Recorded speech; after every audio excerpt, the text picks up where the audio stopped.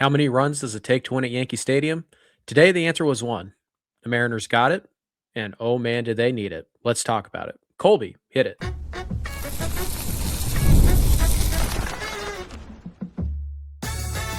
You are Locked On Mariners, your daily Seattle Mariners podcast. Part of the Locked On Podcast Network, your team every day.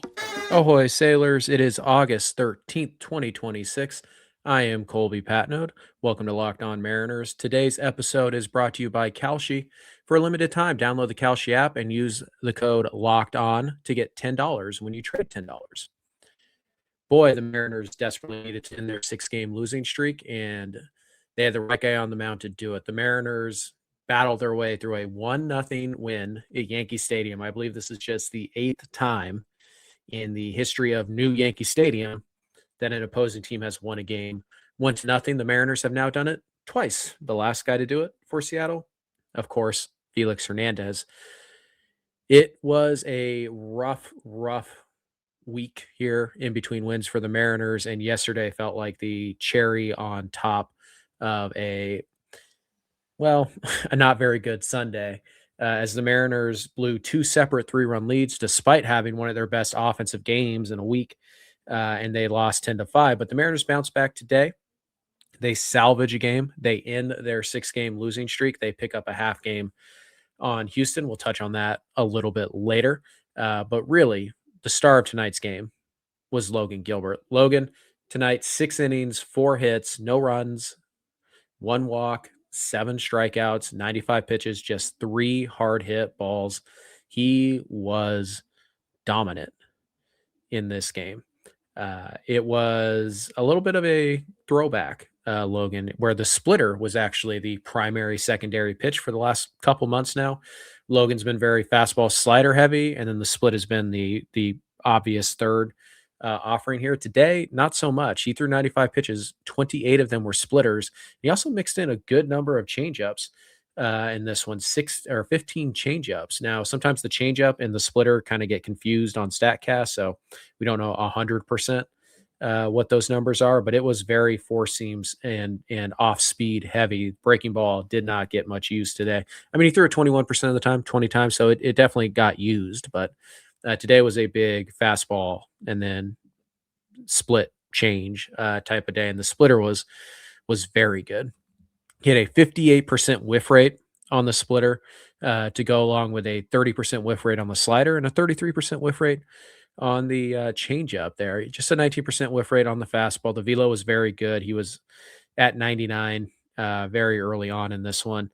Threw a fair amount of first pitch strikes, 14 out of 22, not too shabby. But he really attacked guys' fastball slider in the first time through the order. And then the second time, it was much more splitter heavy. In fact, the second and third time through the order, he used the split 34% of the time and 43% of the time. The fastball usage in those innings dipped down to 28 and then 22. So came out early, established the fastball and the slider, and then by the time the lineup rolled around, he was back to splitter heavy. Just really did a nice job of keeping these Yankees hitters off balance in this one. 14 called strikes all in all, 15 whiffs, so a 31% called strike plus whiff. Again, just 3 hard hit balls allowed in this one. Average exit velo on the day, 83.7. Despite the 2 of those hard hit balls came on the four-seam fastball, and despite that, the average exit velo against his four-seamer was just 82.3 miles an hour. Not much loud contact. Not a ton of contact overall. Logan was just dicing guys up. The only reason he wasn't able to go 7 is that he had a couple of at-bats where it was extended. So Logan, great outing for him today. Exactly what the doctor ordered. He needs to be the stopper. So he was today, and that's exactly what the Mariners needed in this one. Just pure filth. This is the guy you want to pay $150, $200 million to. This is what it looks like. And Logan has struggled against the Yankees in his career, so this was a big test for him. And he came out, and he just looked awesome. That's the guy you want starting game 1 of a playoff series. That's the guy you want to build your rotation around. That's the guy you're comfortable forking over $25 to $30 million a year for. And Logan has shown that for a good chunk of this year. Kind of got off to a little bit of a slow start, and then his last handful of starts have been okay.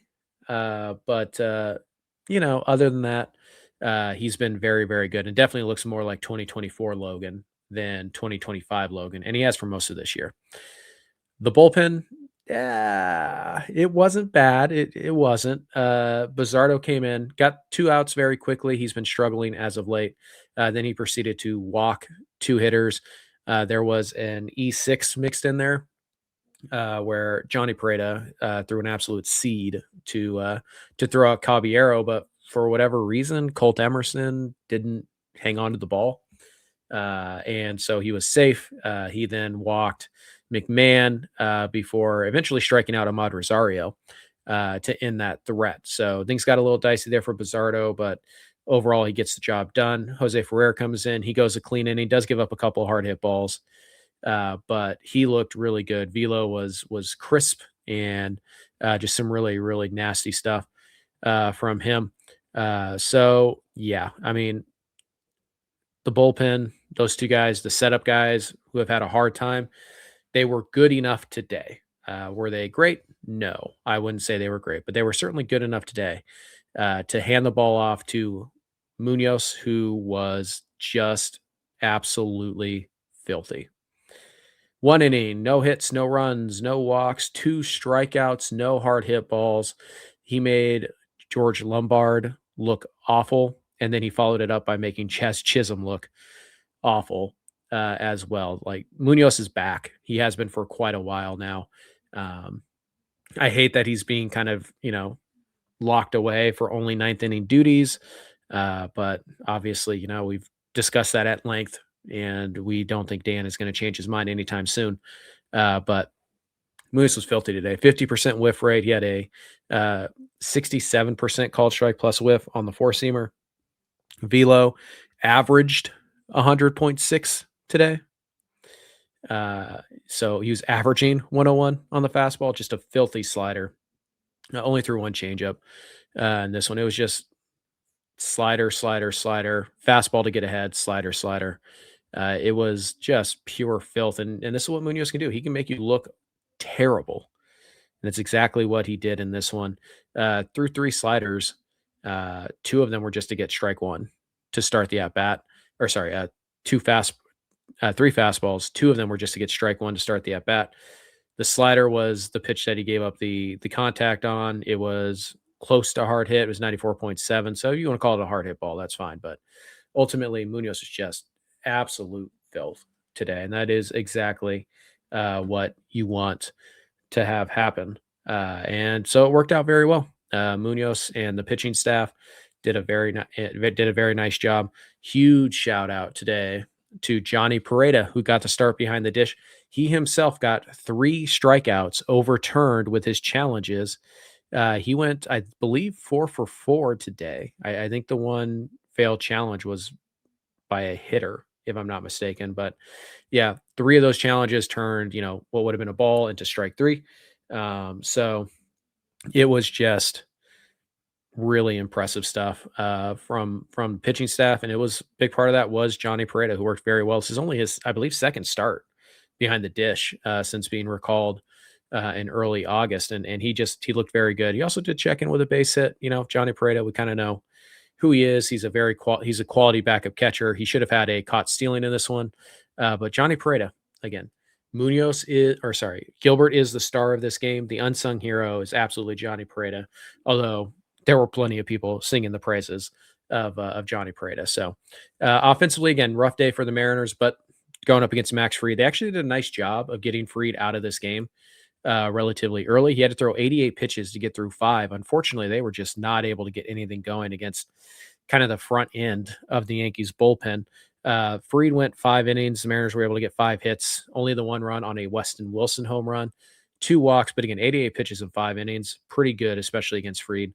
But Yarborough, De Los Santos, and Cruz really just nailed it down. Of the last, let's see here, of the last 5, 9, 12. Yeah, the last 12 outs, 6 of them were strikeouts, and the Mariners only had 2 hard hit balls. All in all, the Mariners in totality only had 8 hard hit balls in this one, just a 40% hard hit rate, which is not bad. Only 5 hits though. Only were able to draw 3 walks, but they did score 1 run on a solo home run by Weston Wilson, who also had a stolen base combo meal for Weston Wilson. Randy had a hit today. So did Julio. Canzone with an offer, but he did draw a walk. Cal with after a pretty nice game last night, step back day for him. 0 for 4 with a couple Ks. Naylor was able to find a base hit, had 2 hard hit balls. Donovan had a hard hit ball in this one. Wilson, the big home run. Johnny Pareda had a base hit. Leo Rivas played most of this game. He went 0 for 2 in this one. So the Mariners played solid defense, although they still made a mistake. They pitched the heck out of this thing, and they hit a home run. And today, that was enough to win. And that is awesome. They needed this win. They got this win. And now it's off to Houston, where the Mariners will have an opportunity, maybe their last opportunity, to salvage the season. We're going to talk about that. But first, today's episode is brought to you by Amazon and FanDuel. So the Mariners are heading off to Houston. No off day in between here. They are off to face the Houston Astros, their nemesis, their rival. And this very likely is the Mariners' last chance to get back into things in terms of the playoffs. They are 8 games under 500. There are, I believe, 35 games left to go, if I'm not mistaken. They're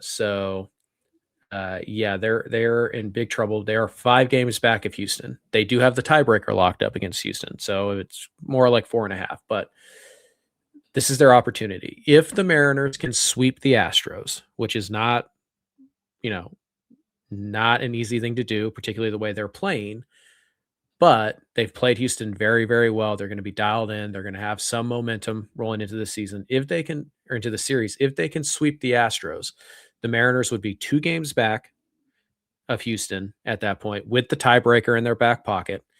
And at that point, regardless of where you are record-wise, you would be 5 games under 500 still. If you're 2 games back of a division title in mid-August, you're very much a contender. So the Mariners do have an opportunity here to kind of save their season, or at least salvage it. Now, the tricky part here is that you really do have to sweep Houston. Winning this series doesn't do that much. You gain 1 game, you're 4 back. You really are in a position, unfortunately, because of how you played, where you have to sweep Houston to make any kind of dent in this thing, unless you're going to somehow win a series against Milwaukee and the Cubs and the Phillies. Like they are right in the middle of this brutal stretch, as we all know. So the Mariners are going to not have, obviously, Logan available for this series. Kind of sucks, but what are you going to do? It's just the way it worked out. Tomorrow, the Mariners will send George Kirby to the mound against Pete Lambert. On Saturday, it'll be Hancock versus Hayden Wesneski. And then on Sunday, the game on NBC will be a really good matchup. Brian Wu versus Hunter Brown in those games. So these will all be, I should say, the Friday game is at 5:10. The next 2 are at 4 o'clock. So late start time on Sunday. But it's a critical series for the Mariners. If they get swept, the season is over. There is no conversation to be had. If they lose 2 out of 3, it's almost certainly over. If they win 2 out of 3, they've kind of extended life support a little bit here. If they sweep the Houston Astros, they are very much in contention for that American League West, and that's what it's going to come down to. So, playoff baseball, more or less this weekend for the Mariners. I would hope that reinforcements are coming. We have no update on J.P. Crawford, but Michael Arroyo is hitting. And you need anybody who can hit right now. Brock Rodden is performing and Leo Rivas is not. You need somebody who can hit right now. You need some help. Cade Anderson, I know they don't want to put him in the bullpen, but it might be time to pull him up and have him ready to go in the rotation or in a piggyback scenario for this week. And you have to pull all the strings. Like, this is it. This is your season on the line right here. You need to win all 3 of these games, and you need to manage it like you're going to win all 3 of these games. So Yeah, it's funny how one win can kind of change things, but if you win these next three, you are very, very much in the race. Again, a series win would be nice. It's certainly something, but this is going to be your second to last opportunity to ensure that you are gaining ground with every win. You're going to play Houston 2 times in late September, but this is it. You have 5 games left against these guys. You're 5 games back. You can do the math. Of course, you don't have to beat, you don't have to beat them 5 times out of 5 to make up the 5 games you're behind. But this is huge. This is huge. The Mariners desperately need this series, and we don't know how the bullpen's going to act. It's been pretty hit or miss recently. It was solid today, especially Munoz, but we don't know how that's going to go. Spire was terrible last night. Bizzardo is still kind of fighting through this. We might get Carlos Vargas back, but it sounds like they want to give him at least one more rehab assignment. So I don't think we're going to see him. It's do or die. It really is. 3 righties on the mound. Canzone should be in the lineup every day. Donovan should be in the lineup every day. Hopefully, Cole Young will be in the lineup every day. He got taken out of yesterday's game. He was able to play today for a couple of innings at the end. So it seems like he's fine, but you really need him. And then it's going to come down to your pitching. You probably have the pitching advantage on paper in the first 2 games, but then it's Brian Wu on the road against Hunter Brown, who's very, very good. And Lambert is having a really nice year. Don't get me wrong. And Wesneski can certainly give the Mariners problems, but this is your season. I cannot stress that enough. It sounds repetitive, I know, but it's go time. Like, your season is on the line here, and you have to do everything you can to win Friday's game. And then, you have to do everything you can to win Saturday's game. You have to take it one game at a time. You cannot worry about tomorrow until you get to it. It's all hands on deck. Everything, whatever you have to do, you have to win the series. At the very least, you have to win the series. But if we're being honest, you have to sweep the Houston Astros. And right now, the way you're playing, it sure feels like you're much more likely to get swept than it is that you actually pull off a sweep. So, we'll see. We'll see where it's going, and we'll see how this weekend looks. But it is absolutely critical. This is your Alamo, right? This is your last stand. Now, I understand you got slaughtered at the Alamo, depending on what side you're on. Obviously, Texans got slaughtered at the Alamo, so maybe not the best. But hey, you know what? Houston, the people there, Texans. So I whatever. This is an analogy I'm not going to finish, and it's falling apart on me very, very quickly. But yeah, the Mariners, backs up against the wall, last chance to kind of salvage their season, maybe get on a little bit of a run. You do hope that playing Houston kind of dials everybody back in. It certainly has in the past. Houston is like the one team you've seen this year that you've actually played really good ball against. I believe you've only lost 1 game against them so far. Are you 7-1? I think you're 7-1 against Houston. So you need, it sucks, but this is the position you're in. You need to make that 10-1 to get back into this thing, because gaining just 1 game net is just really not going to get it done. We'll see. They'll certainly need more offense than they got today, but Houston, pretty good hitting environment. Again, obviously the guys are going to be dialed to play their division rival, and they know that if they win these 3 games, they are right back in the mix. So season not quite over yet, although I don't blame anybody for thinking it is. I kind of still do. I'm not buying into the Mariners all of a sudden turning this around after 1 win. But yeah, man, it maybe this win is the attitude adjuster that we need. But it's really going to be decided by these next 3. If you get swept, your season's over. If you sweep, you're very much in the race, and anything can happen at that point. And hopefully, if you sweep, you do have a 4-game win streak, and you can kind of gain some momentum, and you find a way to survive the next 9 against Milwaukee, Chicago, and Philly, and take your chances with the rest of your schedule. But yeah, big win for the Mariners today. They absolutely needed a huge shout out to Logan Gilbert and Munoz and Pareda and Weston Wilson. Go figure, right? Weston Wilson and Johnny Pareda may have had the biggest impact on an absolutely critical win that you needed to have. It's a shame they couldn't figure out how to keep last night's lead, winning the series in New York, and then going to Houston, where you have a chance to win 2 or 3 or sweep. That would have been potentially conversation changing amount of vibes, but we'll see. Ultimately, the Mariners' fate is still in their hands, and they got to start by playing a good, clean game on Friday and finding a way to win that game. That's going to do it here for me on this solo show. Hope you guys enjoyed it, and thank you for making Locked On your first listen every day. For your second listen, find the all-night Locked On MLB game night. Every game, every night until a World Series champion is crowned. Get local analysis on a national scale. Find MLB Game Night on Locked On MLB on YouTube or wherever you listen to your podcast. That's going to do it for me, guys. Ty will be back tomorrow, and we will be breaking down the absolutely critical 3-game series against the Houston Astros. We'll talk to you guys then. See ya.